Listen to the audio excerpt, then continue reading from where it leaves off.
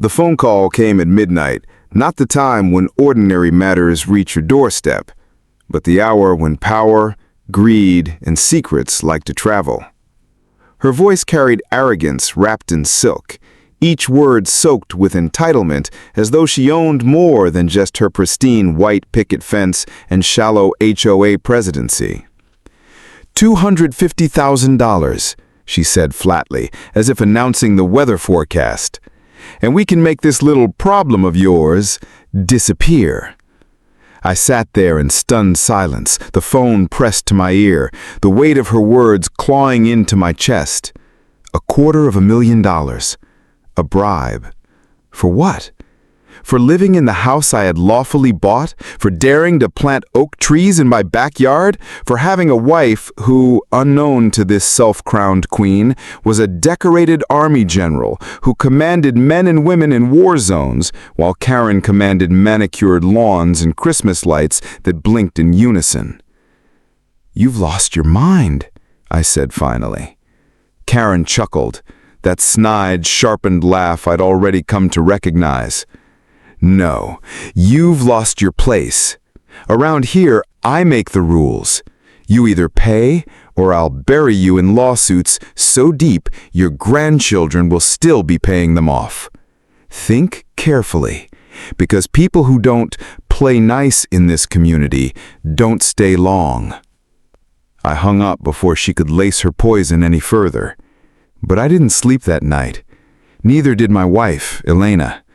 She sat across from me at the dining table, her posture erect, her eyes calm but lit with fire, the same gaze that used to steel her troops in desert storms and under hostile fire. "She thinks she can extort us," Elena said, almost amused. "She has no idea." And she truly didn't, because beneath Elena's quiet smile lay a history written in valor and scars. While Karen ruled over lawns and driveways, Elena had ruled over battlegrounds. And if Karen wanted a war, she had just declared one on the wrong family. The first salvo didn't come from us, though. It came from Karen. The very next morning, we woke to bright orange violation notices plastered all over our door, mailbox, and even stapled into our lawn. Unauthorized flag display, non-compliant landscaping, improper fencing, parking violation, each one ridiculous, fabricated, and yet signed with Karen's sweeping, almost theatrical signature. It was her move, and it was bold. A clear message: pay me, or I will crush you under paper and petty authority. But she made a fatal mistake that day. She underestimated who Elena was. Because Elena didn't just peel those notices off and throw them away. She kept them, filed them neatly, labeled each in a binder as if preparing evidence for court. Her mind worked like a tactician's, seeing every step not as a burden, but as part of a larger campaign. Meanwhile, Karen's smugness grew. She strutted about the neighborhood like a peacock, whispering to residents, rallying her little HOA council like a general marshaling troops. They believed her when she spun tales of us being troublemakers, outsiders who didn't fit the community standard. They didn't know the steel Elena carried. They didn't see the scars on her arms, the precision in her hands, the authority in her tone when she finally decided to strike back. The breaking point came 1 week later, at the infamous HOA meeting in the clubhouse. The air was thick with Karen's theatrics, her lips curling around exaggerated accusations. She pointed to us, painting us as rebels who refused compliance and threatened the harmony of the community. And then Elena rose. She didn't raise her voice. She didn't slam the table. She simply stood, tall and unwavering, her presence enough to hush the room. "Mrs. Whitmore," she began, addressing Karen formally, her voice calm but commanding. "You've demanded money from us. You've falsified violations. You've attempted to use your position to extort my family. And now you dare to slander us in front of these good people. Do you know what extortion is?" The room grew tense. Karen's smirk faltered for the first time. Elena reached into her bag and pulled out her phone. Pressing play. Karen's voice filled the room, clear and undeniable. $250,000, and we can make this little problem of yours disappear. The silence that followed was heavier than artillery fire. Karen's face drained of color, her lips twitching in disbelief. She stammered, reaching for excuses, but Elena cut her off. "I have led men and women into combat," Elena continued, her words striking like bullets. "And I have faced enemies far stronger than you. I do not fear intimidation, and I will not be extorted by you or anyone else. I will see to it that every single violation of law you've committed is prosecuted." And then it happened. One of the board members, a retired Marine, slowly stood and saluted. "General." The room froze. Karen blinked, confused. "General?" she repeated, almost choking on the word. "Yes, General. My wife, General Elena Castillo, United States Army. A name spoken with reverence in military circles, decorated with honors, and respected by those who knew her service." And in that instant, the tide shifted. Residents who had cowered under Karen's petty tyranny now looked at her with disgust. Her authority crumbled in real time, brick by brick, as recognition dawned that she had tried to extort not just a neighbor, but a war hero. But Karen wasn't finished. No tyrant gives up power easily. She slithered out of that meeting wounded but defiant, already plotting her counterattack. And Elena knew it. She didn't underestimate the desperation of someone watching their empire collapse. The days that followed were tense, a chessboard of quiet moves and waiting strikes. Karen filed false police reports. Elena countered with legal filings. Karen rallied her shrinking circle of loyalists. Elena stood, calm, patient, always 5 steps ahead. And through it all, I watched as my wife, once a commander of soldiers, now commanded justice in a suburban battlefield. She never shouted, she never raged, she simply outmaneuvered Karen at every turn, each move deliberate, each response precise. But the climax was yet to come, because Karen, cornered and desperate, would eventually make her boldest, most reckless move yet. One that would not just expose her corruption, but shatter her empire entirely.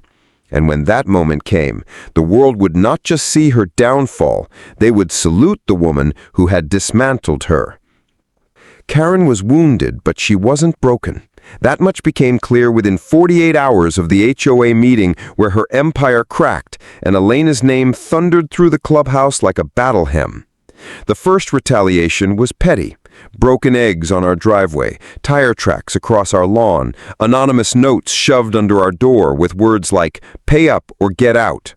But Elena treated them as if they were battlefield graffiti, noise from an enemy who was losing ground. "She's rattled," Elena said, studying the note with the detached focus of a soldier studying enemy propaganda. "Desperate people make desperate moves." She was right, because Karen didn't stop at eggs or whispers. The second retaliation came in the form of blue lights flashing against our windows one midnight. 2 officers at the door, grim-faced, asking about a domestic disturbance that had been called in. The call, of course, was false, but Karen had made it anyway, hoping to shame us, to create a spectacle. But Elena opened the door in her calm, unwavering way. "Officers," she said, steady as steel, "I assume this is another baseless report. Please, come in. Would you like coffee?" The officers hesitated, uncertain, but once inside they saw the truth. No disturbance, no chaos, nothing but calm household. And then Elena did what Karen never expected. She handed them the growing binder of evidence, copies of every violation notice, transcripts of Karen's voicemail threats, even screenshots of her followers spreading slander. One officer leafed through the papers, his brow furrowing. "Ma'am, you've got enough here to bury her." Elena smiled faintly. That's the idea. Karen had fired another shot, but it only backfired, strengthening Elena's case. And soon word spread that the police themselves had warned the HOA to get its house in order. Still, Karen wasn't done. Her arrogance wouldn't allow surrender. She tried one last maneuver, her most reckless yet. The HOA board had called for an emergency vote, Karen's idea, of course, demanding Elena's removal from the neighborhood for being a threat to community safety. The audacity was staggering. She had extorted us, lied, harassed, and still she stood in front of the clubhouse podium in her pearls and stiff blazer, spitting poison with a smile. "She doesn't belong here," Karen hissed, her voice dripping with venom. "She doesn't respect our rules. She hides behind her so-called military title to intimidate us. This neighborhood deserves peace, not intimidation from some soldier who thinks she's above the law." The gasps were audible. Even Karen's own loyalists shifted uncomfortably. But she didn't see it. She was blind in her desperation, clawing at the last scraps of her crumbling power. And then Elena stood again. This time, she didn't bring recordings or binders. She brought herself. She walked to the front of the room in her crisp blazer, shoulders square, her voice carrying with the same authority that once echoed across bases and battlefields. "Above the law?" Elena's eyes locked on Karen's, unflinching. "I swore an oath to defend the law, to protect the rights and freedoms of every citizen, including yours. While you've been extorting neighbors and fabricating violations, I've been serving this country. I have commanded men and women who put their lives on the line so people like you could live in comfort and safety. And I will not be silenced by you. Not here, not anywhere." She paused, then reached into her bag. Slowly, she pulled out a small velvet box. When she opened it, the room gasped. Inside gleamed the Distinguished Service Medal, one of the highest honors a soldier can receive. She set it on the podium like a weapon, its shine blinding under the fluorescent lights. "I earned this," Elena said quietly. "Not for myself, but for my soldiers, my country, and my family. And I will not allow anyone, least of all you, Mrs. Whitmore, to tarnish that." The room erupted. The Marine board member rose again, his voice thunderous. "Attention!" And in unison, veterans scattered across the room, men and women who had quietly lived in the neighborhood, long ignored under Karen's reign, rose to their feet and saluted. It was spontaneous, electric, unstoppable, a wave of respect surging through the clubhouse, their hands raised in solemn honor toward Elena. And then the impossible happened. Karen herself, flushed, sweating, cornered by the weight of the room, snapped her hand up in a clumsy salute. She didn't want to, but the pressure of eyes on her, the sheer force of Elena's presence, forced her into it. The irony was breathtaking. The woman who had tried to extort a war hero, who had mocked her, slandered her, and demanded money, now stood saluting her in front of the very people she once ruled. It was the symbolic end of her empire. The board voted that night, not only to clear us of every bogus violation, but to remove Karen permanently as HOA president. The tally was unanimous. Even her closest allies turned on her, unwilling to go down with a sinking ship. But Elena didn't stop there. Within weeks, with her binder of evidence and the support of multiple neighbors, Elena filed formal charges: extortion, harassment, falsification of records, misuse of HOA funds. The authorities dug in, and what they found was worse than we had imagined. Karen had been siphoning HOA money into private accounts for years. The bribe she demanded from us wasn't her first, just the first she demanded from someone who wouldn't fold. Her trial was a spectacle. The same neighbors she once terrorized now testifying against her. The recordings Elena kept became exhibits. And when the verdict was read, guilty on every count, Karen's reign ended not with a bang, but with the cold clink of handcuffs. And as she was led away, Karen glanced back once more at Elena. There was no smirk, no arrogance left, just the hollow eyes of a woman who realized she had lost everything to the very person she tried to destroy. Elena didn't gloat, she didn't smile, she simply watched with the calm dignity of someone who had faced far worse battles and knew victory didn't always come with celebration. But the neighborhood changed. For the first time in years, there was freedom. Lawns bloomed with individuality, flags waved proudly, laughter replaced whispers. Neighbors who once lived in fear now walked with ease, and many of them, when they saw Elena, still offered that quiet salute. She never asked for it, she never sought it, but it became the symbol of what she had done, of how one woman, a general, had turned back the tyranny of a suburban queen and restored dignity to a community.